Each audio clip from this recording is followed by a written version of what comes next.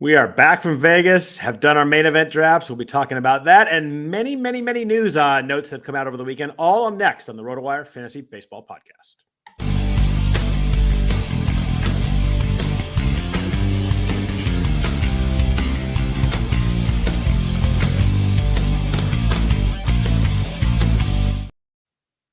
Happy Sunday evening, everybody. Welcome to the RotoWire Fantasy Baseball Podcast. We are sponsored by Fantrax. We appreciate them for the sponsorship all season long. I am Scott Jenstad, joined as always on Sunday nights by Jeff Erickson. If you can please rate and review the podcast, we do appreciate that as well. Jeff, it's been a while since I've seen you. How are you doing? Yeah, it's been at least 26 hours, I think. Yeah, about right. Yeah, doing well. Very tired. Did another draft today. Did the Amaki draft, which is my OG league. It's an AL only 4x4. I got my butt kicked in it last year, so trying to do better on that this year. It was another auction. Loved it. Fun draft again, as always. It's the league that launched RotoWire. Peter Schenke, Herb Ilk, Ken Kreitz, many others that are not in the industry but are awesome players as well, and it's a fun league. So, always fun to get that going.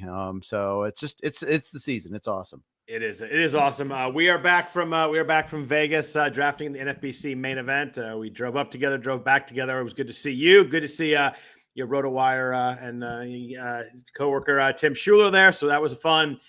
Great to see everybody. Vegas. I think we probably say this every year, but man, this weekend is a really fun time. We had some good dinners, good hanging out with everybody. The draft rooms are always just kind of like a hangout area. Everybody kind of hangs out. A lot of people that I got to meet that I had met before. A lot of people was really good to see. There's a lot of these people I see once a year, and it's really fun. So it's a great trip. I've probably said it many times. If you listen to us, you've ever considered coming out to do some drafting, I could not recommend it more. It's a great event. It's a lot of fun, and I'm just I think I said this to you the other day, but like I'm stunned how nice everybody is. Like people come up to me and say they listen to the podcast, or they like us or on the podcast, or just say hey. Like it's just everybody's really nice. It's I run across very few people that I don't want to hang out and have a drink with. Yeah, exactly right. And it's so amazing. I run out of time. Yeah, I run out of and the thing is, I see everyone. Most of the people I know from previous years. Every once in a while, I don't. And I feel horrible when I don't remember somebody's name and all that too. But at the same time, keep coming up to us, please. It makes my day when someone says they love listening to the pod. So thank you everybody that came up to us this weekend and on that too.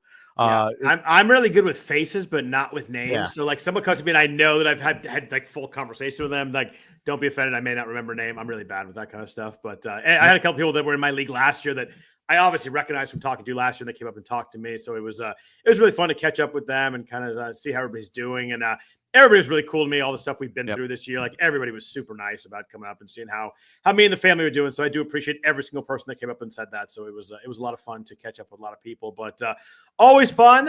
We drafted. We'll talk about our main event drafts, but we got to talk about all these news and notes. But I want to talk about you a little bit about week one. Week one in baseball now with the schedule. It's been this way for probably 8 to 10 years. It starts on Thursday, so you get like kind of a half week one. I'm still drafting. I have a draft Monday night and Wednesday night, so this is kind of a weird, strange week for me where like I'm thinking about week one, but also I'm kind of still in draft mode. So I'm a little bit different than most. I still have a couple of drafts left. But week one it's 4 days. Do you have any sort of special strategies you're using this week? How are you kind of approaching week one for the baseball season? I'm so glad it's here, by the way. I'm scrambling to get all ready for it there. That's what I'm doing. I mean, just even trying to get to FAAB tonight was tough. Like I said, I started an auction at 2:00 West Coast time. And you had some early drafts too, so you probably had some FAAB that was pretty interesting. Yeah, I ran through, and honestly, I didn't do the best job on FAAB. I'm already not doing. I resolved to do better than last year, and I'm off to a bad start. But at least in my online championship, I liked my team enough that I don't feel as bad. But like in Scarf, I was woefully underbid on some players. But there's some really good guys to get, like Cam Smith, Dustin May in a couple of leagues, and just I was woefully short on that. I got bids in, but I was way short on them usually. So it's frustrating there a little bit. But how heavy was the Cam Smith bidding since you brought him his name? I'm still waiting to hear on one of them, but it was like in Scarf, he went for like 188 to 175 out of 1,000. Scarf mirrors the NFBC. It's in fact run on its platform. Yeah. Our buddy Kev Massarejan nabbed him there. I don't know who the runner-up was, but hey, go after him. I grabbed him in my AL home league tonight, so I was happy about that. At least 3 units there. I did do one 12-teamer, just kind of joined on with our friends Matt Modica and Jason Anthony, who were in Vegas this weekend. So they had known I hadn't drafted, so they let me kind of piggyback on a team of theirs. And he was available in that league. He went for 379 with a backup of 201. So someone obviously went big there. But you do have a couple of names that in some of the 12-teamers that are drafted in. There were even some in January, but February, there's definitely some, like, a lot of you look up. There's a lot of guys that are like over 90% owned in other leagues. So it's interesting that this first FAAB, I wasn't super active because I just drafted this week, but there were some leagues that had some activity. Yeah, there were. And, in the main, we grabbed Graham Ashcraft at like $4 just because, because Taylor Rogers was already rostered. And we just know Alexis Diaz may not get the job back. It might not even be Ashcraft. It could be Rogers. It could, Santillan. Tito made a point of not really revealing who it's going to be. So we're kind of just guessing there. Yeah, I mean, we're for $4 worth a bid. Ashcraft throws hard. That could fall into place pretty nicely. Someone in the chat asked about Dylan Cruz or Helio Ramos head to head. I would take Dylan Cruz pretty easily there. So that's 2 questions on Helio Ramos though. Yeah. What do you think about Ramos generally? I really like Ramos. I really like the hard contact. He really mashes. When I looked at him, I was impressed just how hard he hits the ball. Yeah. I think he was like 47%, 14.5% barrel rate last year too. Like, he really mashed. I was impressed when I looked. Obviously, a tough park. That was more of a. I just think Dylan Cruz, the upside's pretty significantly higher. So he steals a bunch of bases. But Ramos, the thing we like with him, in the K rate's high, but not like in these 30% ranges. He's 26% last year. I think he's really solid pickup where he gets drafted. I agree. Yeah. I agree. Did you do anything in kind of mains? Obviously you can use as the half week. We talked about the overseas games with the Atlanta Knack win. Alex Vesia got a save. Enrique Hernandez homer. There was in the NFBC we see those results. You can use those players this week. But did you do anything like that, or maybe grabbing a reliever for this half week because we're not going to have 9 starters because there's a lot of guys that only half the starters or 60% of the starters pitch this week. So did you kind of do any kind of sneaky strategizing that way? Yeah, I did get the Knack. Nice. I did get him the 23-24 turn, and I don't think he would have made it back to me. And in fact, we saw that Griffin Banger, who's drafting out of 4 in my league, and I'm in his league, as the case may be. He grabbed a couple of those guys. He grabbed John Birdie in 24 after I grabbed the Knack. Actually, no, I did 25-26 turn. Give myself a little credit there for that. There you go. He actually had the inspiration to go Birdie, Vesia, and Hernandez on 24, 26, and 28. Leaning all the way in.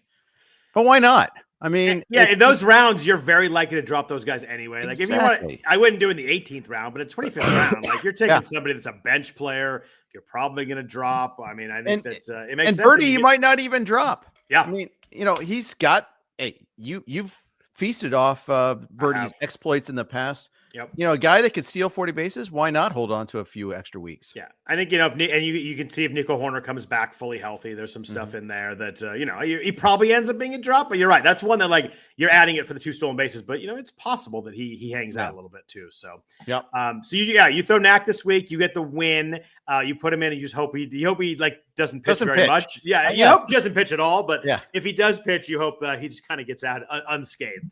Right. They face the Braves. That's the only negative there. That is one thing. Like, as much as I love Grant Holmes, I'm hoping he doesn't pitch this first week. But it's because he gets the Padres after that. That isn't great either, by the way. But at least it's in Petco. At least it's not the Dodgers. Although Dodgers might not have Mookie Betts. Well, I know we're going to talk about that in a bit. Yeah. Uncle Ted in the chat talking about the paste eating Rockies. You must love that, Jeff. We're going to get to the paste eating Rockies. Yes, we will. In 1 second. You're preempting me. I love it. Good they man. are on the rundown here. We'll talk about their decision making today. But in the 30th round, I added Garrett Whitlock. I looked down. I had 8 pitchers for the week, so I was like, I'm just going to get a 9th guy in there. They play 4 times this week. I'm hoping I get 3 good innings out of him. Maybe you steal a win or a save. I mean, that would be obviously fantastic. You're not counting on that, but it's it's one of those things that. If you get 3 or 4 good innings, and I'd rather have that than a 0 in the 30th round. I can always punt him back out, and I wasn't taking a bit I cared about there anyway. So I like the arm. I like to have 4 games. That's kind of the one piece of strategy I did do with week 1. Yep. And obviously, a note for anybody playing an FBC on hitters, you can put hitters in for Thursday because there's a lot of Thursday games that you can take guys back out for Friday. So make sure that if you do have Enrique Jimenez, you have him in on Thursday because that counts the week before. But make sure that if you have somebody sit, he doesn't play on Thursday, you take him out, put someone who does play, and get your guy back in. So, and then on the weekend, there's a lot of teams that play 2 games because they do kind of the day off on Friday for teams in case of rain delays and stuff like that. So just make sure you monitor schedule this week. It's one of those things that it's one of those tricky weeks where there's a lot of teams with 2 games. You might want some 3 gamers over 2 gamers. There's a little bit of a game management that goes on this first week. Absolutely. Yeah. Absolutely. So it's something to be on top of. And I fully, the good news is we have 3 days to prep for it. Yep. And I intend to use it. Yeah. That is very true there. But let's get some news and notes there before we talk about our main event squads that we drafted. There's a lot of stuff going on. It's always this weekend. They're making roster decisions, late cuts, all that kind of stuff.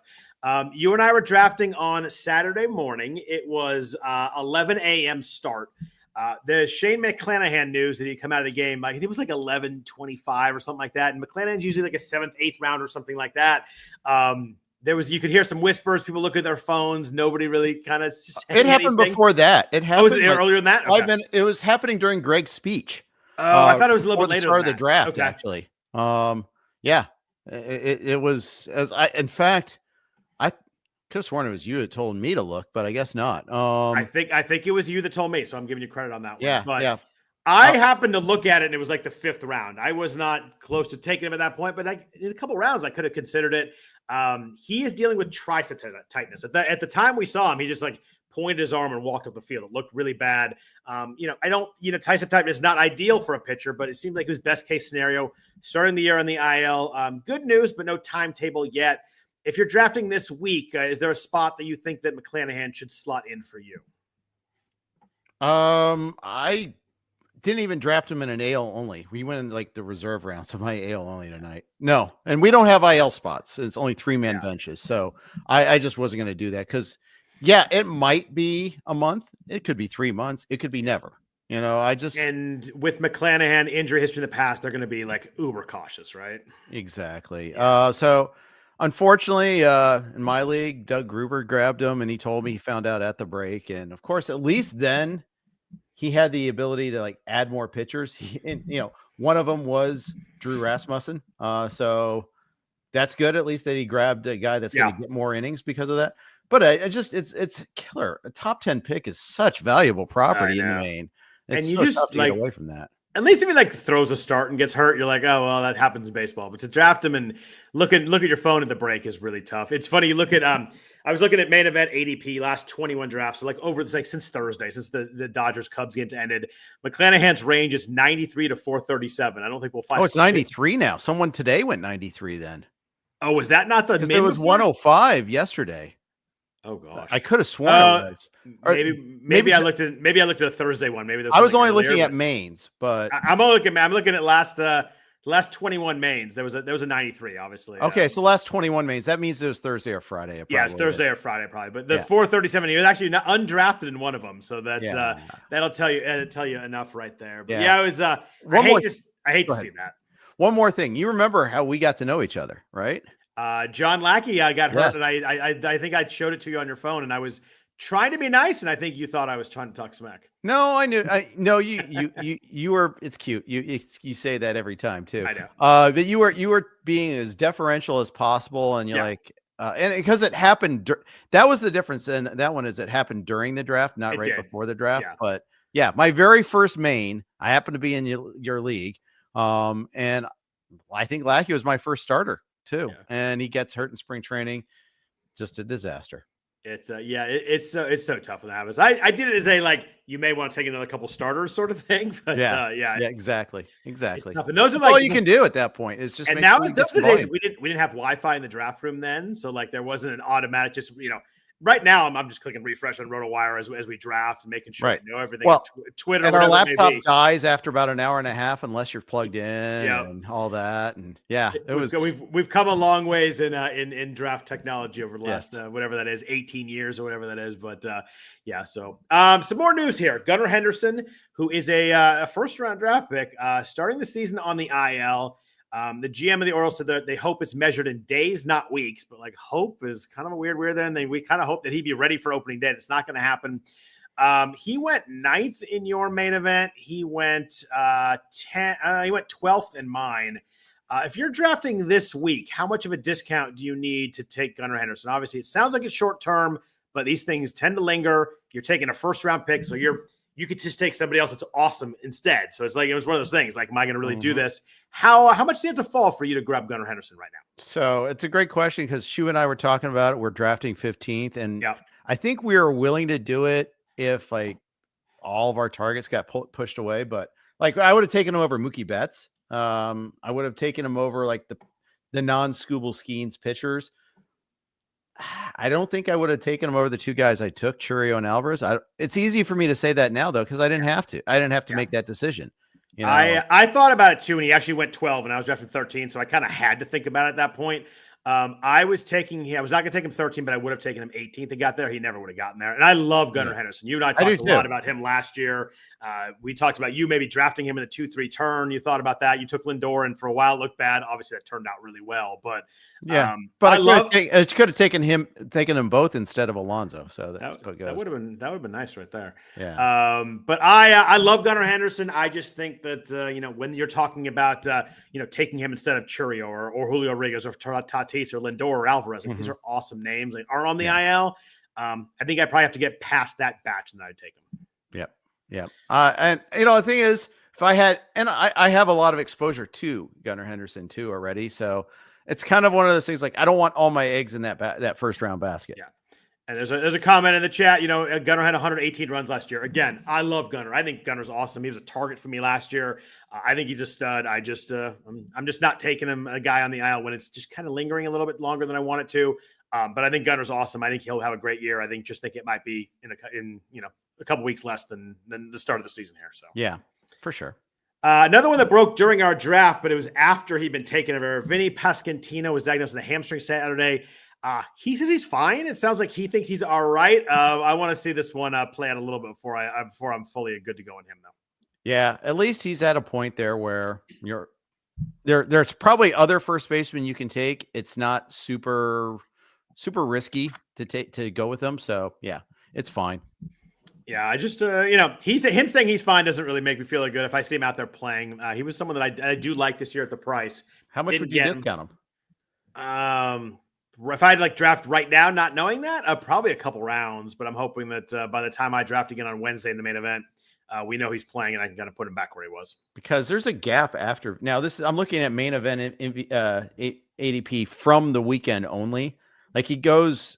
He's going after Walker and Berger and Cassis now. Huge jump down in the next first baseman. He's the end of that tier. Yes, exactly. Do you push him to the next tier is basically the question. I do not push him that far. Okay, there you go.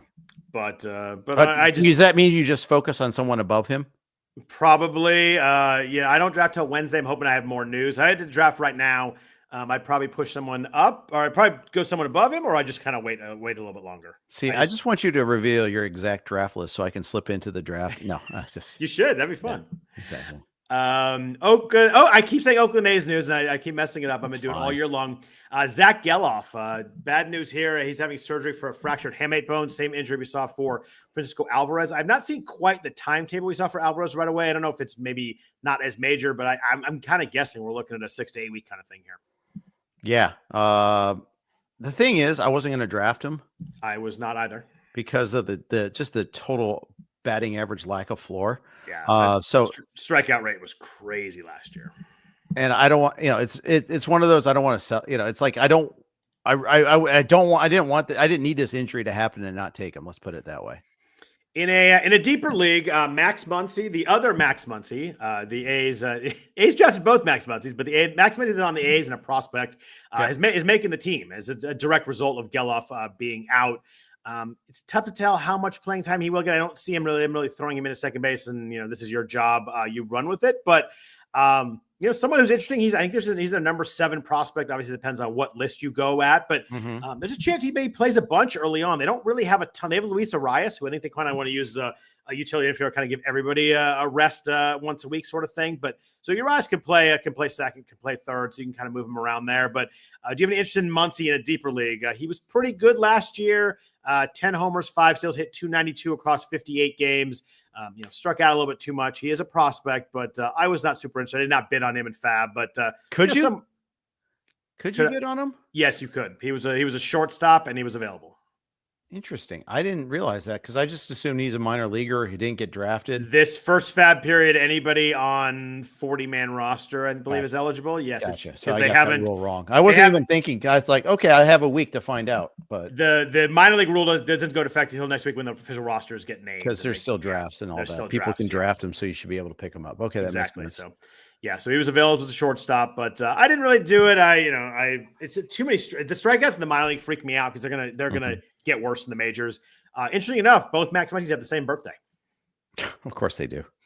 And no relation? No relation.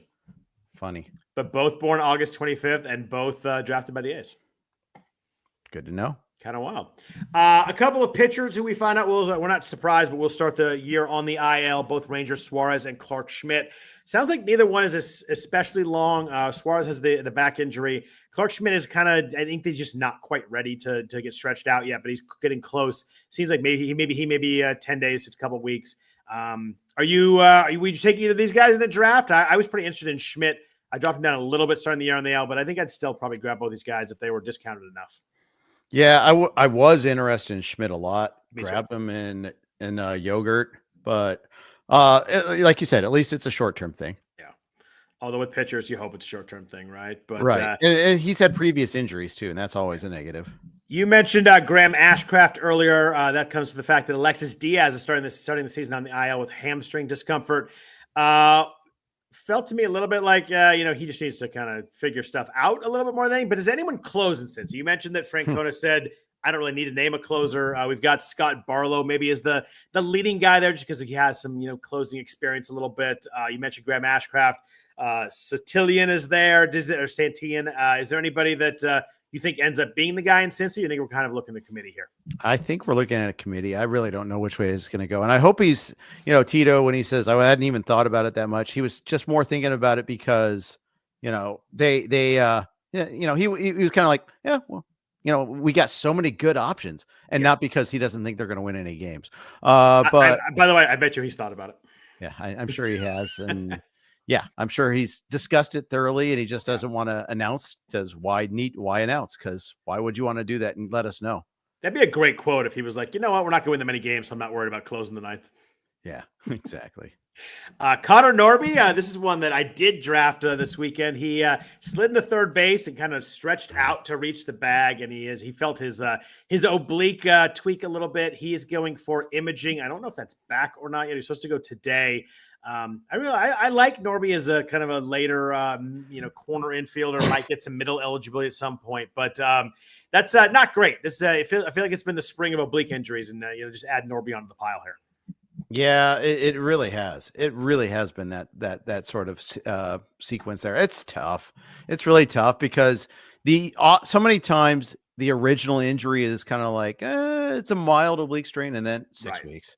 Yeah, I'm worried about this one. I hope we get some good news there, but that's one that I'm going to monitor. Obviously, if it's 6 weeks, I got to think about if I hold him or not. Right. Holding him right now until we get some more news there. So good news in Seattle. Victor Robles, X-rays came back on negative on his hand, so it looks like he escaped serious injury there. A couple of transactional kind of things I wanted to ask you about. We've talked about Victor Scott II multiple times this year. He earned the starting role in center field. Michael Ciani was like hitting 100 in spring training, so it's not too surprising. Mm-hmm. Victor Scott's hit for some power in the spring too. Has some stolen bases. Do you think he can hold it this time? Obviously, he won the job last year too, and it was pretty much a mess, especially on the offensive side. Obviously, a huge amount of stolen base upside here. He was pretty popular in drafts. He's moving up this weekend. How do you feel about Victor Scott kind of second time around here? I have to admit, I'm not on him, and I think I could be a miss. I don't know. We'll see. Maybe it's because I was on him last year that I'm just kind of like, he can't hit. It's settled. But players change. They develop. Yep. They evolve, and I should re-examine my priors on him. The thing with me on Scott is like he never struck out more than 20% in the minors, and that's what I liked because you want to get that fast. You just need him to get on base. Like you just need, and he's all he's got to do is put the ball in play. Like him striking out is like the major league, like Willie Mays Hayes. Like, what are you doing? Like, just don't strike out, don't hit pop-ups, and you can get a lot of hits. But he was 27% last year. Granted, only 155 plate appearances, but like that number is the key for me. If he can strike out 16, 7% of the time and just kind of get on base, like he's going to steal a ton of bags. But I just don't know if it maybe in the majors he's overpowered and then they're going to strike him out again. But that, 2 or 3 weeks, I think that strikeout number is going to be a pretty good sign of whether Scott can kind of stick this year. Exactly. I think he's an interesting enough player that, he could be, a major impact guy. Like, you need like 180 stolen bases. Yep. So that's a good way to get there. Suddenly someone steals 65. Like that's a major difference maker. Yep. Yeah. Nolan Jones, as we were driving home in the car from Vegas, got traded to the Guardians. Nolan Jones had a really good 2023, a disaster 2024. But I think the thought was this year, like he's still got the 2023 skills in there, and he's at Coors, and suddenly the second part of that doesn't ring true anymore. And he's going back home, going back to the Guardians where he started. Yeah, which that strikes me as pretty interesting as well.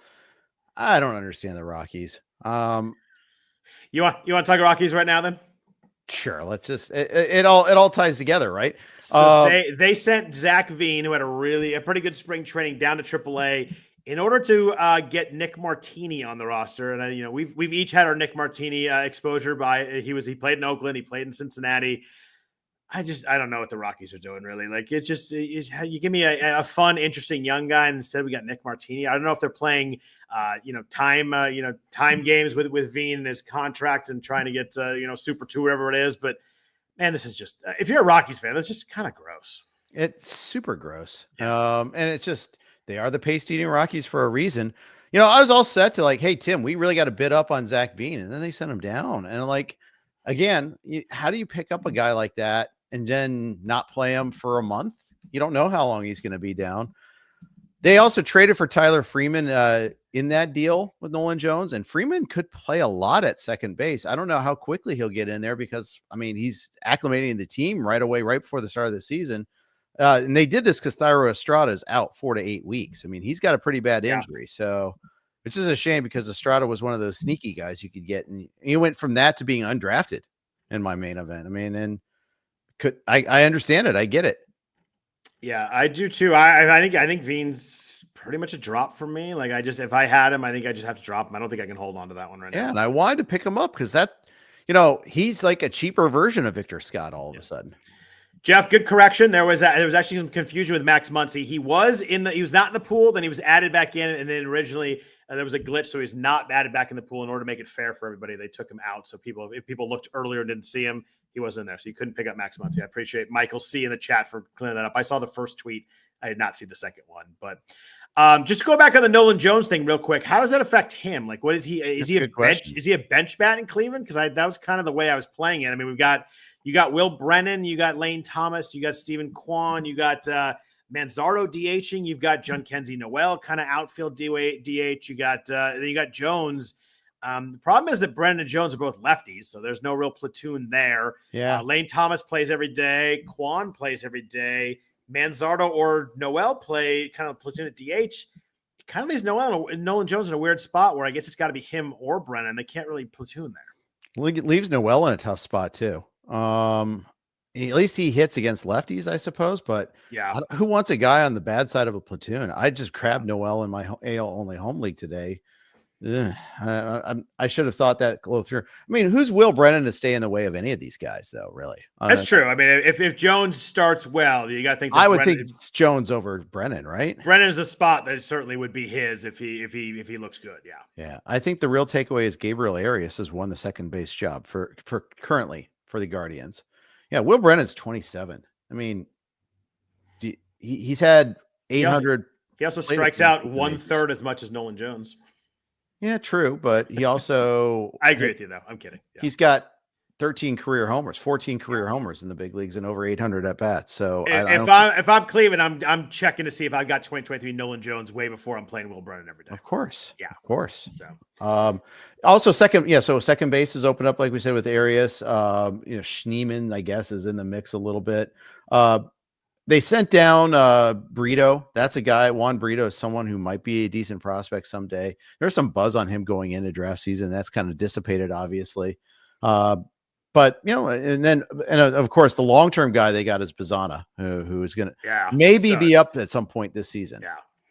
Yeah, no, him and Jack Caglione, the two guys that mashed last year in college. It was fun. But good question from Greg Smith here, and I got the reference, which is always good for me. Is Jordan Beck where it's at, Jeff? They set Veen down, Martini's there. Jordan Beck has made the team. Probably going to play right field most days, but another guy who strikes out a freaking ton in the majors last year, 35%, hit a .188. But showed some speed power in the minors. Obviously, I know Colorado's minor league is a huge hitter's park, but he was 25-20 in 2023. That was A and AA. And then last year, he hit 319 in AAA. He sounds like he's going to play a bunch, though. Yeah, I mean, your outfield right now is Doyle, ... Yep. Beck, Martini, Hilliard, Chris Bryant could in the outfield. He's more of a DH now, but I think this is the point. Sean Bouchard exists too, and he got drafted by Casey Cha in my league. So, Bouchard has a 1089 OPS this spring. So maybe Bouchard's more this picture than I'm willing to give him credit. 2 walks, 14 Ks in that time, but 3 homers. So maybe Bouchard's a thing too at some point in time. Yeah, I just kind of write all these guys off for the most part. I know they're playing in cores, but man, we've done this thing. We've done the Bouchard thing. We've done the Sammy Hilliard thing. We've done it all. It's just, I mean, does Hunter Goodman play outfield for them too? Like that, I think that kind of fits in there as well. I mean, I think that Jacob Stallings catches probably most days, and Goodman catches some, but maybe he gets some outfield starts too. I mean, Goodman's someone that people are drafting too. Yeah, there maybe so. Hi, Scott, it's ugly. Hunter Goodman, when they sent down like their other catchers, so like Drew Romo got sent down, for instance, there. So they're really only 2 catchers. So does that hurt Goodman? Like if they had kept a third catcher, does Goodman DH more? Yeah, that's a good point, because you never want your second catcher DH, because then you suddenly lose the DH if someone gets hurt. But I mean, maybe he gets more at bat to catcher. I don't know if you really want. I think you're right. I think I'd rather have him kind of roaming around getting DH and outfield at bats than I would being the backup catcher. Yeah. A couple more news and notes here before we get to other stuff. Felix Bautista, some good news here. He will make the opening day roster. It seems like he's pretty good to go again with the workload limitations that we've talked about a bunch already. Probably not throwing back-to-backs for a while, all that kind of stuff, but he will be on the opening day roster. The worry of him maybe getting IL to start the year is not going to happen. Alan Roden for the Jays making the roster there. That was a big piece of news for the Blue Jays. Were you interested in any Alan Roden this weekend? He seems like he's the kind of their hot name right now as a young guy for the Jays. Some interest. Yeah. And especially, I mean, looks like Varsho is going to begin the year on the IL. Yep. So he can hit, but he can't throw. Is that right with Varsho? I think that's right. Yeah. And considering he can't really hit anyhow right now, I think there's a path to Roden playing. I mean, the alternatives would be Nathan Lukes and Miles Straw. Now, I don't know about Roden's defense. I'll be honest. I'm a little behind the curve on that one there. So I'm not sure what the pathway is to which position he'll play at, but it's just one less brick in the wall. He's an interesting guy, though. He does not strike out at all. He's been under 15% almost every year. He's 14% last year, but he was 16-14 in the home runs and stolen bases last year.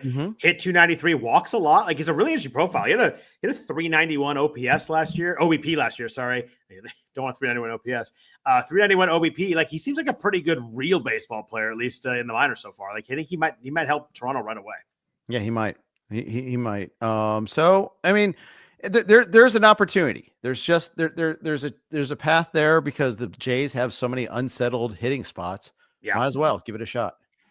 Hayden Birdsong, you and I talked a lot about this weekend.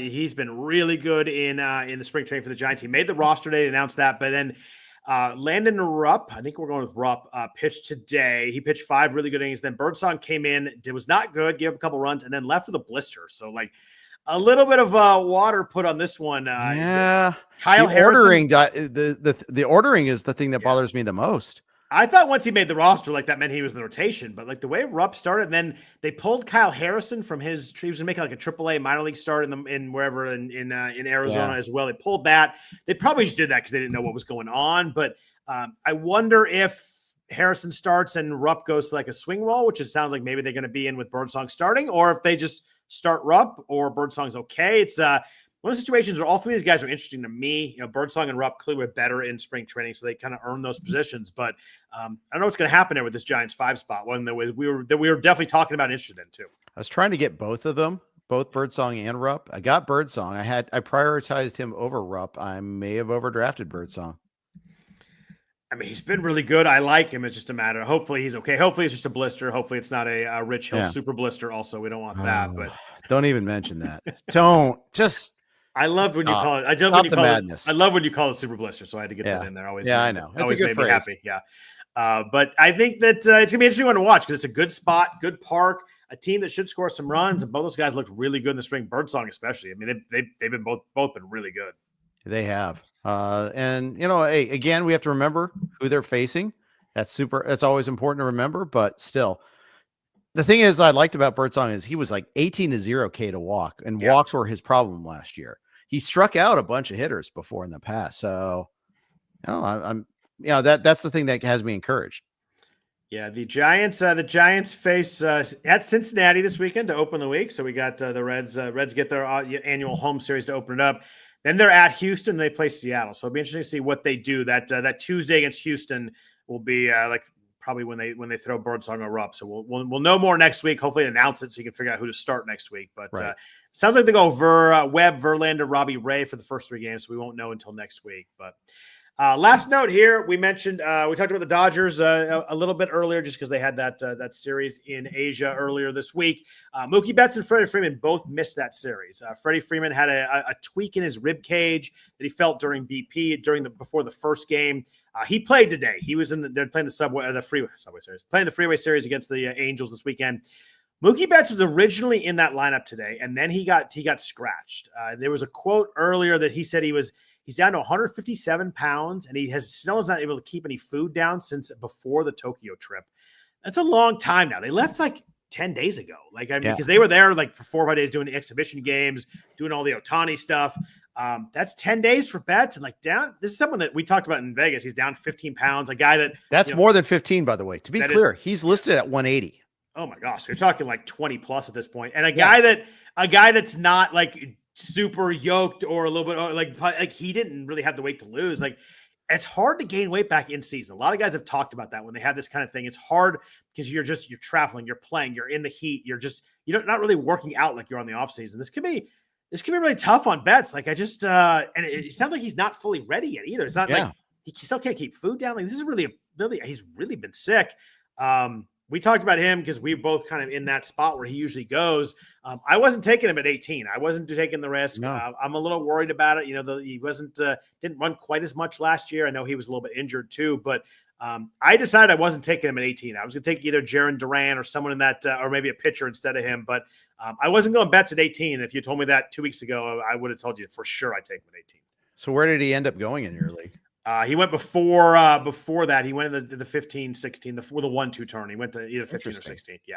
He went, for me, he went 2.4. He went, so run pick after where you would have gone. He went 19. 19. Yeah. We were talking before we got on here, looking at the ADP. He has dropped a little bit, but not a lot. I'm looking at the 21 drafts that happened since Thursday. I'm just using that as a marker since kind of the news was out and we knew about the games over there. His ADP then is it's like 19 somewhere in there, 18.2. Early pick 7. We were actually watching the draft where he went 7. And then 22 has been the late. So he's fallen, maybe a third of a round, but I actually thought it'd be further. Yeah, I did too. I would take Duran over him. I'd take Harper over him, and I'm not even on Harper. I'd definitely take Merrill and Turner over him at this point in time. I'd take Crochet. Yeah. Chisholm. Yeah. He'd be end of the second round for me right now. And I'm just hoping I don't have to make that choice. That's where I'm at now. I pick 5 in the main event on Wednesday, and I'm wondering if he might be available there at 26. Yeah, I don't know. I take Jarren Duran over. I was gonna take Jarren Duran over him at 18 if the top 17 guys had gone. As bad as it sounded when they were in Japan, it sounds worse today. The update I thought was worse today. Yeah, I agree. I agree. So let's jump into talking about our main event drafts. First note for sponsors at Fantrax. Fantrax is the most customizable fantasy platform in the industry, offering the greatest fantasy experience for your dynasty, keeper, redraft, and best ball leagues. Are you coming from another service? Fantrax makes it easy as well. Fantrax can import any of your current leagues and customize as needed. Fantrax offers the most in-depth player pool in the industry, including minor league players. Do you need a customizable commissioner service for your fantasy league? Fantrax offers more customization than any other platform. Waivers, categories, scoring system, schedule. Fantrax offers custom solutions for all that and more, and it's all free. Sign up for free today and be entered to win official Major League Baseball jersey signed by first-rounder Vladimir Guerrero Jr. Simply go to fantrax.com/RotoWire and sign up today. That's fantrax.com/RotoWire. That's fantrax. Fantrax, the home of fantasy sports. So Jeff, let's jump into your league here. Obviously, we do these pretty quick. You know, everybody. There's always a theory that nobody cares about your fantasy league, but everybody that listens here cares about our fantasy league. So, but it's good to kind of go through, see how you thought about a draft, see what's happening. People still are doing drafts. You know, these are big, high stakes, fun drafts. You were drafting 15. You took Jackson Chourio and Yordan Alvarez as your first two picks. Tell us, were those is that who you were targeting? Did anything change as the first run along? You know, you kind of know the 4 or 5 guys are going to be available to you, but were those two guys that you're pretty happy with? Probably my third and fourth choices. Vlad Guerrero went 13. Lindor went 14. I think I would have preferred both of them. But you know, Chourio I'm pretty much on. I've talked about that a bunch already. Yeah. Alvarez versus Tatis was the tough call. I know all along I've been saying I'm not on Tatis. Too many of you smart guys are saying that they are. And I have this like, what if I am wrong? Because I think that is possible. However, I chose Alvarez over Tatis for batting average reasons. The fact that Tatis hasn't run as much. I know he was kind of playing with the injury for a while before he finally succumbed to it last year, but he hasn't been as healthy since coming back from the suspension. Just generally, health has been an issue too. So I chose Alvarez over Tatis, and that's the one that possibly could haunt me. I wasn't really thinking about taking Crochet or Wheeler there. I get the argument in favor of it there, but I'm happy with my choice of Chourio and Alvarez. Every time I look at Chourio, I try and figure out, like, I try to poke some holes in this thing. The only thing I can come up with is it's his second year. Maybe he has a sophomore slump. I can't come up with another reason. Like, he was just awesome last year. He's 21, 22. That's his home run stolen base, not his age. I get that that's his age as well. But, only 21% strikeout rate. He was 17% in 2023. So kind of went up a little bit in the majors, but not spiking huge. Hard hit rate was 45%. Like, he was 20. I guess he was 20 last year. Like, that's an unbelievably good year. Every time I tried to figure out a way to like get myself off of him, I couldn't do it. I think Chourio is just a freaking stud. Yeah, he is. And I'm thrilled that I was thrilled to get him because I've been on him all along. I've been talking about it, so I was able to back up my talk with. I didn't think you would either. He's been going 10 or 11 in a lot of drafts. I was surprised he was there at 15 for you. I think that's a nice score, especially because someone you wanted to take. Yeah. And Alvarez is a top 3 pure hitter in baseball. Like, I have no argument there at all. I think doesn't run. That's the only name. Doesn't run, but I mean, an absolute beast. So your draft gets really, really interesting for the 3-4 turn. You and I talked about the fact, you're drafting later in the draft. You obviously aren't going to get as good a player in the first round. But the advantage we had in the 3-4 draft was there is this really huge closer run that happens between like the mid-third, maybe the second, like 2/3 into the 4th round. And like there's these 7 guys. It became 9 with like Walker and Hoffman and Munoz. It became 10. But there's these guys, and you're able in the 3-4 turn, you're able to like make sure you can guarantee you get one of the closers. There's always one of those available there. You and I drive it up and kind of talking about the thought maybe you take 2 of those closers, and you actually did it. I didn't do it. You did. You took Raisel Iglesias, Edwin Diaz. Talk us through how you decided on taking the 2 closers. Okay, sure. The theory is there's like 13 closers I like. Yeah. Maybe even that's like is being strong. That's pushing it a little bit. 13 I'd accept, really. Yeah. And otherwise I'm kind of pushing some ones I'm very uncomfortable with. Last year was a disaster with closers. I hate chasing saves. I've had a lot of bad experiences trying to chase saves on the waiver wire in previous years. I kind of felt like, okay, well, I'm missing out on some talent elsewhere. It does stink to lose out on a bat, but a lot of the bats have kind of dissipated at this point anyhow. Yeah. I thought I'd double tap and force the room to adjust to me instead of me adjusting to the room, and not have to chase in the rest of the draft. And potentially not even that hard in FAAB. Like, I'll take my $1 to $5 FAAB bids on closers throughout the season, as opposed to having to be in a position where I have to take one. So I took it, Raisel Iglesias and Edwin Diaz. This after Hader went at 3.2, Clase at 310, Miller 311, Williams 312. So you can see there's already, there's already those number of closers off the board there. I took closers 5 and 6. So that forced the teams behind me to take Helsley and Munoz respectively. Phil's team, Phil Dussault took Andres Munoz, and he told me he wanted to get Helsley, he wanted to get Diaz. He was hoping to get, and the fact that I took 2 closers forced his hand a little bit. I'm happy to force his hand a little bit. And by the way, people don't know Phil Dussault. For my money, I think best player in the NFBC.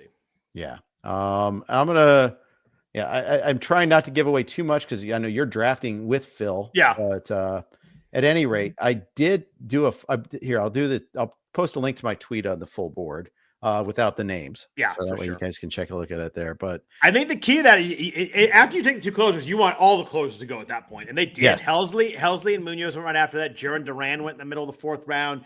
Felix Bautista went in the 4th round in your draft too, and he was kind of slipping a little bit further than that. But they were all gone. Jeff Hoffman and Ryan Walker went for the first half of the 5th round. And then the person who took Ryan Walker is one of the best players in the history of the NFBC too. He took him in the 5th round as well. So you didn't single-handedly force that run. You took 2. If you had taken 1, this run still happens. But, everybody remotely in that range was gone by the 6th pick in the 5th round.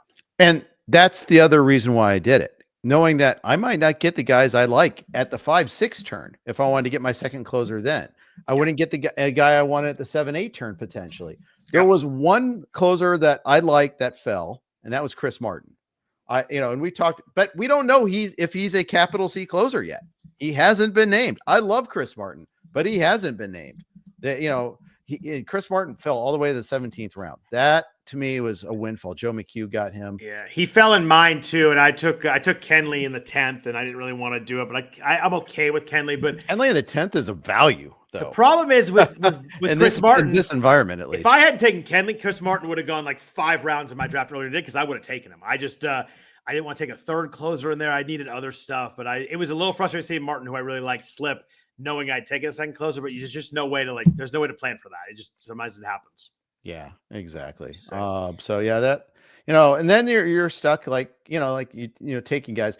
The guy that really fell and justifiably was Alexis Diaz, who, as we see today, went on the IL with a bad ratio. I mean ankle, I mean hamstring, whatever it is. I wasn't taking him no matter where he went. So anytime he got drafted, I was pretty happy. He dropped all the way to the 20th in our draft. Oh, wow. That is really, really late. He went way before that.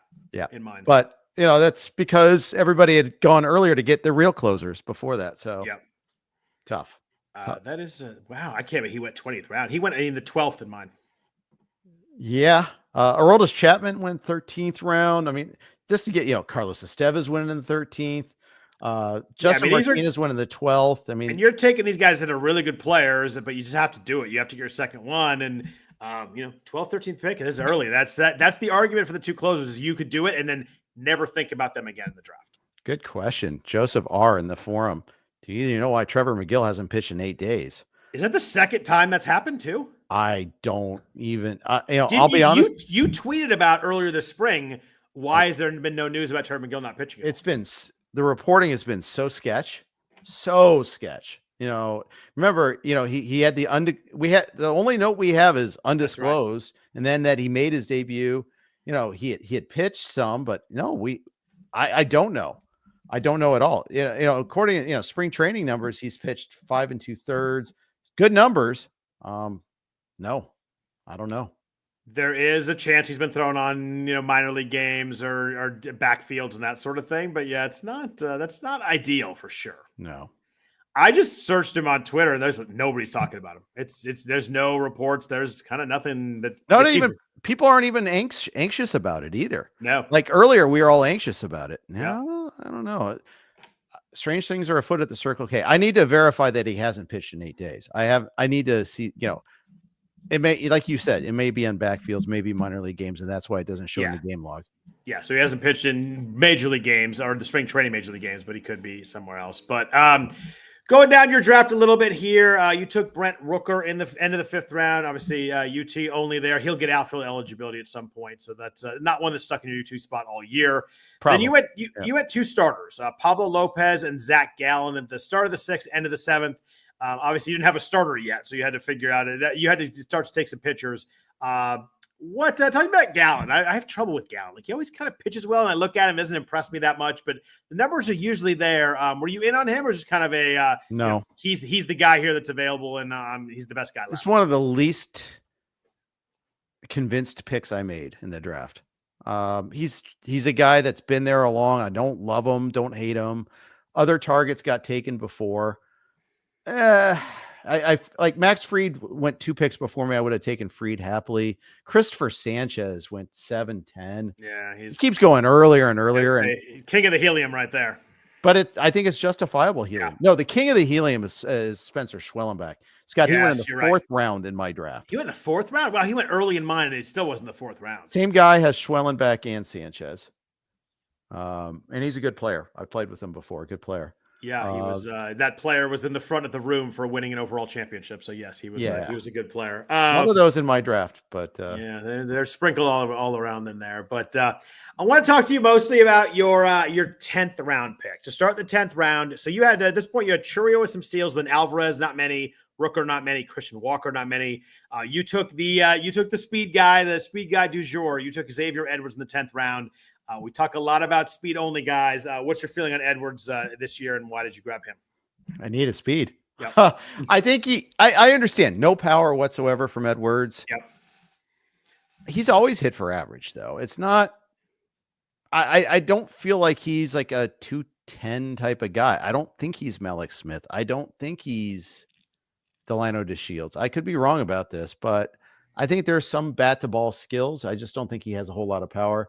And this is one spot where we always talk about like White Sox and Marlins, like these lineups suck. You don't want a guy in there, but like a speed guy who leads off is the kind of guy you do want. There's no reason not to give him the greenest of green lights. He's going to play every single day. There's no risk to playing time unless he's awful. And at that point, like it's going to be a long leash. He hit 31 bags in 70 games last year. I think you want pure stolen base guys on really crappy teams. I do, and I just so speaking of which, my choice. And the other guy that went 3 picks later was Dylan Cruz on the Nats. But I already had 2 outfielders. I didn't have a shortstop. I think Cruz is a bigger strikeout and risk and, bigger batting average risk. Obviously has more power, I think, too. But those are the 2 options I was going between. And it was pretty much easily Edwards for me. The next set of picks, you kind of are filling in some hitters. You took Mark Vientos, Bryson Stott. Vientos was 9-10. It was Edwards and Vientos. Oh, yeah, it was Edwards and Vientos. You're right. Oh, sorry. I had 10th round. End of the 9th round Edwards, but same. You're turning the turns. I actually think 10th round was a really good price on Vientos. I do, too. I took him in my draft, and it was not the 10th round. I took him before that. So that's a really good value play right there. I think Vientos has got a ton of power. I like the lineup. I like the lineup spot. Strikeout rate's a concern with him. His batting average is a concern, but I love Vientos as a young guy with some pop. Yep. Hey, so did you see Spencer Strider went 34 in a main tonight? Wow. So there's one. I set that. Remember, I was telling people I'm setting the line at 1.5 of where it goes in the main. So all I need is one more. That is interesting. Someone at Uncle Ted asked, did anybody take Skubal, DeGrom, and Strider? I know a friend of ours who we had dinner with on one night did take DeGrom and Strider. So I did see DeGrom and Strider. I don't know. I don't think he got Skubal though. But I mean, there's DeGrom and Strider. If you're gonna swing for it, you could get DeGrom and Strider. That could be 2 first-round pitchers right there. It's interesting. Obviously, they can both get hurt, but I think the theory on both of them is their elbows have at least been fixed right now. And if you're going to get the front end of the Tommy John when they've already had it, is when you want it. Yeah. By the way, confirmed that McGill's last outing was on the 15th. So was looking at that main field spring training outing. Correct. Yeah. Correct. I can't do any better than that for you. You don't have a camera on the backfields, and where are the Brewers? Are they in? They're with the Mariners. Maryvale with the Mariners. That's right. Yeah, Strider today wasn't as good as hhis first outing, but still 4 Ks in 1 1/3. So all 4 outs were strikeouts. The first outing was absurd. It was just so good. Yeah. But real quick on the middle of your draft here, obviously you're filling in spots here. I want to talk to you about your starting pitching. You took you had just Lopez and Gallen through 11 rounds. So that's you need some starters at that point. You took Yes, Nate sir. Eovaldi, Nick Lodolo, Dustin May, Merrill Kelly, Hayden Birdsong in the next, we'll call it the 5 of the next 9 rounds. Talking about Lodolo, you're obviously a Reds fan. The upside is obviously pretty big with him. He had some injury stuff, but what do you like about Lodolo and why'd you grab him there? So if you kind of notice, we're taking a cromulent guy and then a Yep. upside guy, cromulent guy, upside guy. Although we did back-to-back upside guys in Lodolo May, and then Merrill Kelly. Okay, we know he's going to get the ball. Yeah. So you're getting some innings eaters, and then you're getting some guys who, if they throw 130 innings, could be really great. Yeah, that's kind of the bid there. I mean, Lodolo's had some pretty good moments this spring. I know the ballpark, I know the injury history, so I know the risk. But again, everybody's looking for pitchers all the way through. You're never finding I'll take pitchers when nobody else is. Everybody's taking pitchers all the time. So you just have to take some here and there. Every time I thought, I'm like, you know what, I'm going to get 3 or 4 pitchers in a row here, all my targets went off the board. Everybody's looking at the same pitchers in these middle rounds. Yeah. I love that you got Dustin May. He was a big target for me. One of the picks I regret not having in my league. I love Dustin May. I think it's going to come at some point. He's won the starting position. They've got you got so many spots there in LA, so many guys they're going to get either innings limited or they're hurt already. Kershaw's already hurt.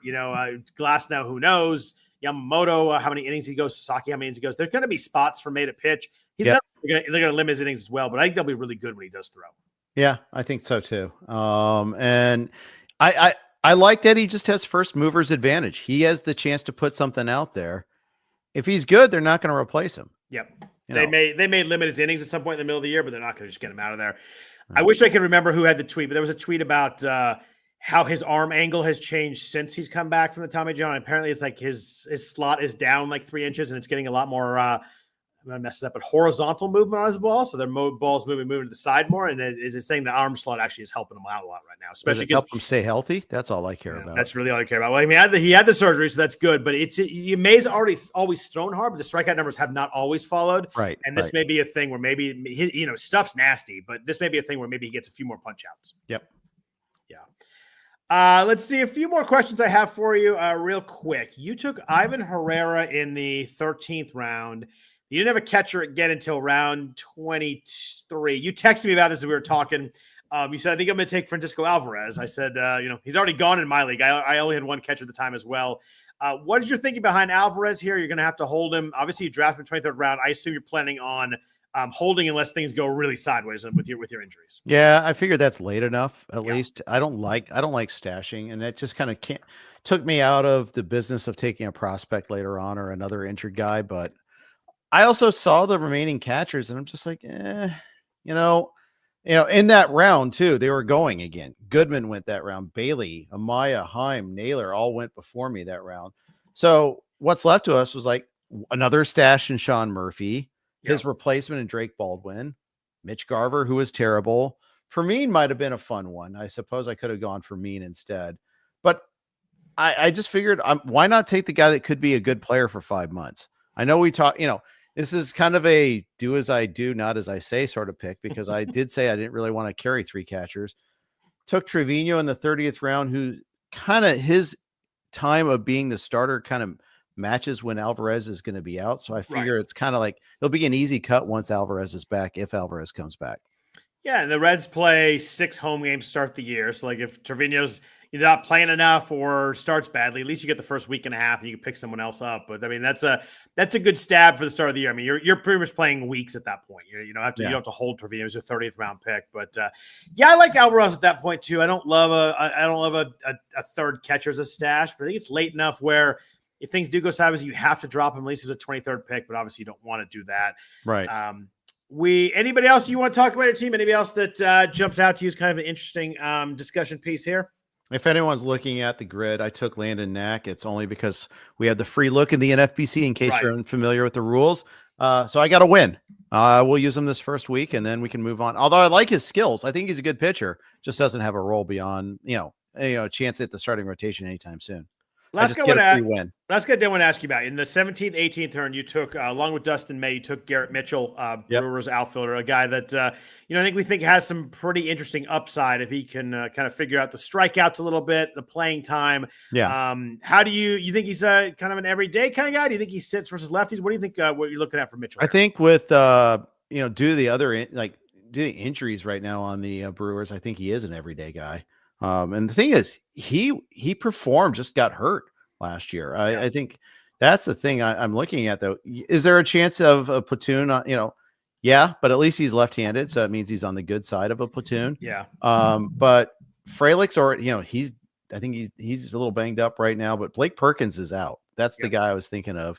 Sal Frelick's got calf soreness. He sat out today. I didn't know about that at the time, but when I drafted him, he's terrible hitting baseballs too, by the way. He added 20 pounds of muscle, Scott. Oh, there it is. Yeah. He and Mookie traded 20 pounds, but the two things with me with Mitchell is, first of all, against righties, like if you look at roster resource, he's projected to hit fourth. Like that's pretty awesome right there in the 18th round. The other theory is, as you mentioned with Blake Perkins, I look at their bench and I don't see anybody that remotely should take playing time from him. Like it is an ugly, ugly bench in Milwaukee right now. It is. Although they, hey, and other times we haven't seen it. They just sent down Caleb Durbin too, which I was kind of like, oh, okay. I thought he was going to have a chance. I actually drafted Durbin in the league thinking he was going to be, they traded for him. They were going to play him, but nope, they're not. They're going to play Oliver Dunn instead. The guy at 15 in my draft, who's a very good player as a one of main event leagues, took Zach Veen and Caleb Durbin, the 2024 pick, and he said, I'm going to take both these guys. I just need one of them to stick in the majors. And one day later. They both got holy crap. That sucks. Yeah, it does suck. He was a good theory, like probably 50-50, but one of them sticks, one of them doesn't, and both of them got sent down. But I think Mitchell's really interesting. I think that hitting fourth in that lineup could be really good. I mean, I know it's not the greatest lineup in the world, but, the top end is really good. Churio, Yelich, Contreras. You have a lot of guys on base, and then you get Hoskins and Terang behind you and Joey Ortiz, who I like. Like, I think that he's got enough guys behind him to drive him in, too. I think it's a really interesting piece. If he sticks at fourth, it's just got to be a good play in the 18th round. Yeah, I think so. I hope so. So let's we'll flip teams, talk about my draft a little bit. I know we're going a little bit late here, but we'll talk about my team really quick. But just a note, we got 3 more days of drafting. Make sure you can, if you jump into the NFBC RotoWire Online Championship. It is live. You can play fantasy baseball against your favorite RotoWire experts on NFBC this baseball season. Jeff Erickson, James Anderson, who was in Vegas with us this weekend as well. Good to see him. Clay Link and more will compete in the RotoWire NFBC Online Championship for a shot at $150,000. Sign up for a draft today at rotowire.com/high stakes. That's rotowire.com/high stakes. There are drafts Monday during the day, Monday night, Tuesday all day, Wednesday all day. I think there might be a really early Thursday draft in there somewhere too. So plenty of spots still. Really great and fun contest. So Jeff, we'll talk real quick about my team. I was picking 13th as we were driving up. I wanted to get Julio or Fernando Tatis was kind of my thought at 13. Weirdly enough, I ended up getting both of them, Jeff. I was pretty pleased with that. Rodriguez at 13, Tatis at 18. Garrett Crochet got jumped up to kind of push Tatis back. Tariq Skubal went 15, 16 turn in my draft. I was not thinking about going pitcher. I almost did that at 13, but I decided, as kind of we talked about, I like the pitchers more in the kind of 3rd through 6th round, so I didn't take them. But I might regret not taking that Fowler and Skubal at 13. Yeah, I mean, I get it. I mean, I get why you didn't also, but that is kind of interesting that he was available there. Yeah, didn't officially go until set 2.1. I think he did that on purpose, but yeah, probably. But yeah, that's enough. I could see why Team 15 Snap called him though too, for sure. Yeah, you get the end of the draft. You get who I would rank the number 1 pitcher. Paul Skeens went in the pick 8, so there was a big drop from 8 to 16. But it was just people taking hitters more than anything. Yep. Well, you see, like Churio went 11 in your league, for instance. Yeah, that's why I was. Jumped. I looked at your board. I was really surprised he got to 15 because he's been so popular. But nice, you got him there. Interesting pick for me in the 3rd round. I was going to go closer or a starter. The starter I wanted was Cole Reagans. Cole Reagans got taken. He was like, his ADP was like 42. I was looking 43. So I was hoping he got there. I took someone that I did not target. I know that you don't really love based on the falling strikeout rates, but Corbin Burns fell all the way to me at 313. One of those, like, I think that at this point I got to do it, but I don't feel great about it in the 3rd round. But I took Burns at 313. I'm hoping he's just really solid. I don't expect the huge upside of his pass, but I do think he'll be really solid. He will, I think, unless there's like a high velocity arm injury or something like that. And that's why his Ks have gone down. It's noteworthy that his velocity did not go down last year. Nope. He was, I looked at that when I was looking at him. He was 96, 96, 96. And I forget what he was last year, but it has not dropped. He was 95.3 last year. So he was still, he was 97 on his sinker. So like the velo has still been there. Yeah. It is. It's crazy to me that it dropped so much with that velo, but there you go. He's been super solid. He obviously they paid him big money, so presumably they did some medicals. And he's happy to be where he's at. So I see why you did it. I have a hard time. There are others I prefer. But that's also it. But also I didn't even draft a starter. So what the heck do I know there? In your league, DeGrom went one pick after that. I think I'd take Burns over DeGrom, but DeGrom also has the upside of being the best pitcher in baseball. No doubt. I don't think Burns has that ceiling. So I guess but he also has a higher floor. He definitely has a higher floor. It was interesting because there was this time O'Neal Cruz didn't go till 3.11 in my 3.11 in my draft, and I thought he might get to me because team 11 and 12 did not have a pitcher yet. But Dave Klum, who's a really good player, really nice guy too, took O'Neal Cruz at 11. One of those things he had two hitters, but I think he just got to take him at that point. I was going to do it. I was going to take O'Neal Cruz, who I have not super targeted, but at 313 I would have done it as well. I was going closer at one of those picks for sure. I took Ryan Helsley in the fourth round. Dude was really solid last year. I was hoping Edwin Diaz would get back to me. He went a pick before to Greg Martin. He had a Mets hat on, so I figured it wasn't getting Diaz to me. I laughed at it. I'm like, I think I said something like, I'm like, don't do it. He's like, I got to do it. I'm a Mets fan. So I knew it wasn't coming back to me. But I still got Helsley there. I just think that, like we talked about before, the edge with being in the back of the draft, you do get one of those stud closers, and I didn't want I didn't want to knock at any of them. I took Pablo Lopez as well in the fifth round, looking for some strikeouts. We take two hitters to start. You just want to get some strikeouts there. But I got kind of stuck in the sixth round. There weren't a ton of hitters I liked. We talked about that kind of thing as a hitting dead zone. I had three pitchers already, and I only had two hitters. So I really want to get some offense. I took someone I don't usually take, but a lot of pop and utility only. But I took Kyle Schwarber. What's your thoughts on that one? If he hits 250 again, 245 again, you'll do fine. But Agreed. 190 is also in the range of outcomes. I've been trying to avoid that. He did that in 2023, so it's very much in the range of outcomes. And that's the thing is, I feel like in the past I haven't been doing a good job identifying the batting average sinks and just just not accounting for it enough. Yeah. And I looked at his BABIP that year was 209. So I don't think that's a really granted. That's not his level. Yeah. He's not a fast guy. So he's never going to have a huge, but his career BABIP is 264. I think 209 is a pretty big outlier. That's not going to happen again. So I don't think $1.97 is in play. I think 220 is in play for sure. But you're right. If he hits 245, he was 248 last year. 38, 104, 55% hard contact rate, 16% barrel rate. He strikes out too much. He walks a ton. It's just who he is. But a ton of runs too. He probably leads off in that lineup. He got 100. He has over 100 runs the last 3 years. I think the sneaky part of Schwarber that I do like is that the runs. It's not just the power. The runs are really massive too. They are. It's just that's the thing. And it's not a zero with speed. He got 5 last year. Yeah. I don't want to talk about his speed. Okay. I have PTSD from Kyle Schwarber's speed. Well, I'm trying to think of the connection here. 2022, he had, I think it was 7 steals in the last month, and that was Bob Quamatola passed me for the overall. Based on those steals. And Bob is a Philly guy too. Bob is a Philly guy. I'm trying to look here. I think he had 4. I guess he had 2 in August and 4 in September. The 4 in September were the really crushing ones. And Bob needed speed, and he got him from freaking Kyle Schwarber. It was it's something that's still unbelievable. Was Bob out here this weekend? I don't recall seeing him anywhere. I do not believe he was out in Vegas this weekend. Oh, okay. Bummer. Yeah. So, It's always fun to see Bob. I obviously joke about the college football steals. I wanted to win that year, but if someone's going to win, Bob was a fun guy to win. I took, I needed another pitcher. I took Logan Webb in the 7th round. I really liked Logan Webb. There's some good reports that he might be adding some stuff this year. I think that's just I had Burns and Lopez, who, maybe not the biggest ceiling guys. And, Webb is, I think Webb's just another really solid innings guy. I just wanted a third pitcher there. We talked about Mark Vientos. I took him in the 8th round. You got a really good price on him, by the way, the 10th round. That was a really nice one to look at it. But I went Marcus Semien and Kelly Jansen the 9 and 10 just to complete out a really boring couple of picks there. Boring is good early on. That's fine. I'm very much into boring early. I have 2 sexy guys up top. I mean, Julio and Tatis. What happens there? They didn't have. Obviously Julio was rougher last year than normal, but those are 2 really fun guys.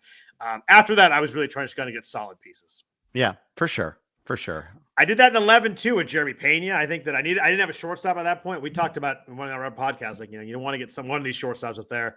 I think Pena is just really solid as well. That's solid. I got him tonight. Not a huge upside, but just really solid. Yeah. In fact, I got to the point where I kind of needed him, and we've talked about, you don't want to get in a point where you need somebody, but he'll do if that's what you need. He'll do there. Disco Dave in the chat was asking the question that I did think about. Corbin Burns got moved back. He's actually pitching 5th in the lineup for the Diamondbacks. Gallen starting opening day. They had an interview with Burns where he's like, "Yeah, I get it. Gallen's been here forever. He's the guy. There's no problem with that." It was a little bit weird they put him 5th. He got smoked in his last start. They said it had nothing to do with anything, but I'll admit that I'm a little concerned about that. Maybe they just wanted him to pitch in New York. He's facing the Yankees on Tuesday, which I don't love either, but I can sit him this week and throw him for 2 starts this week. So it's not the end of the world. I think that was Friday, and that was like a 18 to 15 sort of game. I think it's just one of those sort of days. Freddie Peralta got rocked in that game too. Yeah, it was ugly, but I did read up on that before I did, and I think it seemed procedural. It seemed they wanted Gallen to start at home opening day. Maybe Burns gets the first game on the road. You throw maybe a softer landing spot for Kelly and Fott and Eduardo not to have to go at Yankee Stadium for their first start. Maybe something's in there, but I'm hoping that's all it is. But I think it's just a schedule thing. From what I've read, it seems like they're just kind of trying to work that out. Yep. Not to go too long here, but I took Taj Bradley in the 12th, needing some more strikeouts. I love Taj Bradley. I do understand that he's prone to blow ups, but I love Taj Bradley's stuff. Yeah. I do too. Didn't get a whole lot of them this year because there's always someone that loves them. Yeah. And I jumped up a little bit too. So I love him. Instead of discounting for the park. That's the thing. Like I discount a little bit because of the park. And that's the difference between me and thee. I'm worried about the park. Everything I've read about the park is it might be truly absurd. Yeah. And someone made an interesting point. We joke about all the rainouts they're going to have in an open air park, but you wonder if some of these pitchers get a lot of like 2 and 3 short starts. I hope that doesn't become. But maybe that might be overthinking that. But you got to worry about that a little bit as we get a ton of rain delays in Tampa. Yeah, exactly. So. I had a lot of pitching through 2 12 rounds. I needed some hitting. I might have overdone. I went 5 hitters in a row, and then I realized that like all the pitchers were gone too. But that's us. That's this draft in a nutshell. In a 15-teamer, so many guys go off the board between your picks. It's crazy. Like I'm like, oh, there's like 5 guys I like. I'll be fine. Like those 5 guys are gone before he even gets to the other end of the turn. Like everybody's so good in these drafts. You're not sneaking anybody through. No, you're not. I took Nick Martinez in the 18th round. You're the Reds fan. Tell me about Martinez. How am I going to get there? He's their best pitcher in the last 6 weeks of the season. I think he was the pitcher of the month in the National League in September, because September stats are very telling for what you can do. But I like it. I like it. I've wanted to get him in a few leagues. I think he's solid. I think he's really solid. I don't think anybody would guess he hasn't ERA under 3.5 the last 3 years. He doesn't walk people. Yeah. That's what I like. Last year he really didn't. Like he's had some walk issues in the past, but he was like 3% last year. Yeah. So yeah. I love guys that don't walk anyone. That's one of the reasons why I love Iglesias so much as a closer. Yeah. He's a stud. Yeah. So I got some hitters. We've talked in the podcast. I love Joe Adele. I think that he took some strides last year. I needed some speed at that point. I think he's an interesting speed power guy. Sure. I think he should play every day. He dropped his strikeout rate from 37% in 2022 down to 27% last year. If he just sticks right there, what I like about him, the average is 207, keeps everybody off him, but his BABIP last year was 244. I don't think that's going to repeat. Career is 281. if he just hits like 230, I think he becomes a really good value at the price. Yeah, I'd agree with that. I like that we both took somebody that we weren't really thrilled with when we were talking the car ride. You, Jake Cronenworth, me, Ryan McMahon. They're just cromulent. They can fill in, and we can just, okay, they're fine. We can leave them alone. They're going to be there. They won't be great, but we won't be awful either. Cronenworth was my player furthest after ADP too. Like if you go to ADP on the team you drafted, you can see like minus and plus and all that. Yeah. I wanted Jonathan Aranda. I wanted Andrew Vaughn at that point. I needed a backup first base. I had a backup third baseman. I like to get my backup, different than my corner. So I was gonna take a first baseman there, and Cronenworth covers second base too. I don't love Jake Cronenworth, but in that price in 24th round, and my prime first base backup target was Tyler Soderstrom. Our friend Mike Masato actually apologized before he made the pick, and then made the pick. And I wanted to throw some apologize in a short. I get your apology right here, pal. Right, exactly. And the guy after him said, "Don't worry, I was going to take him anyway." I said, "I'd rather give my anger towards Mike, so you're off the hook." But it was pretty funny because obviously Mike, we did the live stream last week for his draft, and he knew I talked about Soderstrom from them. I talked about a bunch of times, so. I kind of figured I might get sniped on him, but I did there. I was a little disappointed by that, but it's a 15-teamer. You just can't. Everybody I liked. I really wanted Christian Campbell. Now he's won the second base job in Boston. Mm-hmm. I think he's actually getting underdrafted, which is really weird for a prospect. Usually you guys get a lot of healing. He went the 18th round of mine, the 19th of yours. I really like. Every time I look at Campbell, I know that rookies struggle, but man, his speed power combo in that lineup in that park, I think he's going to outplay that draft price. Yeah, I think he might too. He's got to be able to do either run or hit for a little bit of power, but something I think that does kick in. It's just, Red Sox have patience? I think he's going to do both. The good question is that he starts off slow. Your question is patience. If he starts out slow, they can go David Hamilton. They can call Vaughn Grissom back up. Although I don't think Vaughn Grissom's any good, but the leash is never long on a rookie like this. But the fact that he's starting on the team. It's a pretty big statement. I think he's going to be a big value at the end of the year. Yep. So other than Soderstrom, and I know there's plenty of others, and Edwin Diaz, is there one that got away? Like one, I thought for sure I'd get him and I didn't. It was Christian Campbell and Soderstrom were the two, but the one that hurt was Will Smith, the catcher. We talked about him. I like him this year. He lasted a long time in our draft, all the way back to the pick in front of me, and I was definitely taking him. Scott Zeidman, who was next to me, sitting with his son. Player. Really good player, really nice guy. We joked he finished second overall a year that I was in his league, and someone was saying, "Oh yeah, all the draft main titles," and Scott was like, "Yeah, I finished second overall." He just kind of dropped that in there, but really good dude, really nice. And he took him right before me. I thought I was going to get ninth round. Yeah, I know. It was really late. It was one of those ones like I almost took him in the 8th, and I'm like all the way back around 20. What is that? 24 picks between my picks, and I just it was really close, but didn't quite get there. So that one hurt in terms of like getting sniped the pick before me.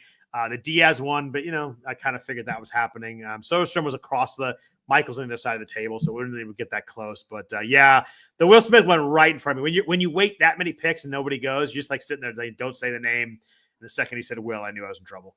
Yep. Good last question here. Uncle Ted asked in the chat, how many bats do you keep on your bench? Kind of a strategy question here. Easier one to answer at the start of the year because you hope nobody's injured by this point. Obviously, guys get hurt. What's your ideal number of bats you'd like to keep on your bench? Really good question. I sometimes will go 7 pitchers. I mean, it depends on how early I invested the hitters, how healthy they are. In this case, obviously, I was keeping a catcher on my bench, and I think we have one other like a middle infield back because we're not sure how much playing time Gavin Lux is going to get. Yeah. But.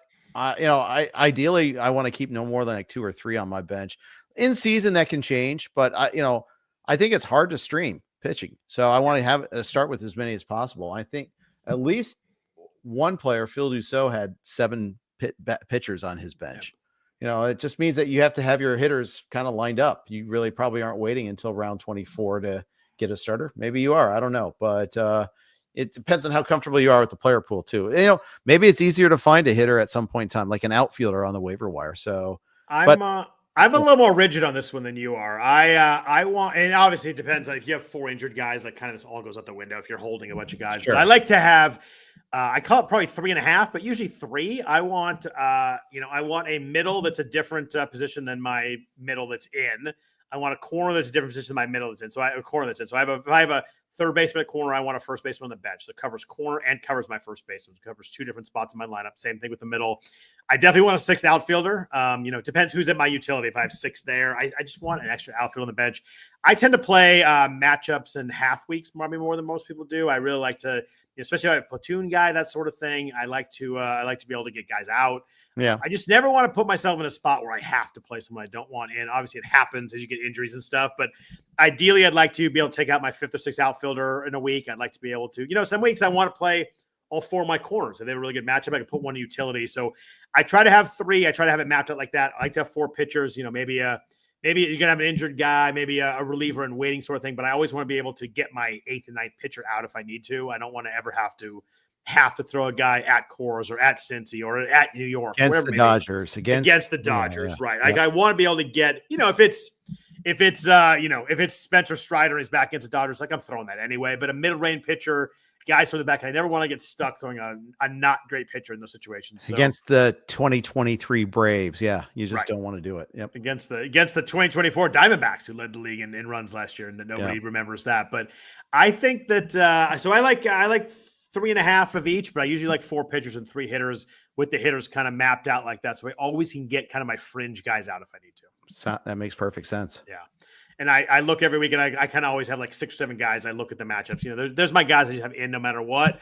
But there's always, I call my fringe guys, and those are the guys I want to be able to kind of maximize their matchups. If someone's getting, facing Glasnow and Yamamoto and Sasaki, like I don't want to play that guy, especially if he's a righty. I try and avoid those things. I think that's really smart. Yeah. I do what you do sometimes. If I'm going to have the bench bat or the bench bat. Either way. Yeah. So if I have 2 second basemen and a shortstop, then I want my middle infield backup to be a shortstop. Yep, if I have a first and a third, I want if I have 2 firsts and a third, I want my bench guy to be a third. Yep. Ideally, I find like a multi-position player to cover a couple of those, and therefore I can keep an extra pitcher. Yeah. So like when we mentioned Cronenworth as an example, he covers corner and middle. So that gives you a little bit of leeway if you want to go one more extra pitcher, or maybe there's an injured player you want to pick up, or a stash. If you got a minor leaguer that, it gets really tough. You have more than one minor leaguer because suddenly you got a 5-man bench. Yeah. You're talking about best guy for that is Dylan Moore, by the way. 2nd, 3rd, short outfield. He's got them all. He really does have a lot of them. Willie Castro, but he's a lot earlier in the draft. But he has. He's a starter. He's a starter. That is the problem. So, yeah. But other than that, anything else on your mind? I think we've kind of hit everything. It was really good to see you this weekend. It was fun to get a chance to hang out. The drive up and back is always fun because you kind of some isolated time just to hang out and a chit chat. Good to see your family over when I dropped you off too. So it was really my daughter's psyched about knowing what you do for a living too. So she's asked me to remind you when it comes to Women Tell All that think of her. So yes, no doubt. So, well, thanks everybody for listening to the RotoWire Fantasy Baseball Podcast. I am Scott Jenstad, joined as always by Jeff Erickson. We really appreciate you listening. If you could rate and review the podcast, does help us out a lot there. Jeff, we're gonna have games to talk about next weekend. It's kind of crazy to think about. Amazing. Yeah, I don't really count the Cubs-Dodgers games that happened like 4 days ago. It doesn't really seem real, but as we get a full slate of games over the weekend, it's going to be a lot of fun. Yeah, all of our BS assertions will be put to the test. I love it. They certainly will. So thanks everyone for listening. We appreciate it. Back at you next Sunday night. Hope everybody has a really good week, a really good first week of the fantasy league, our fantasy season. If you have drafts coming up this weekend, hope they go really well. I'll be back at you next week, and take care.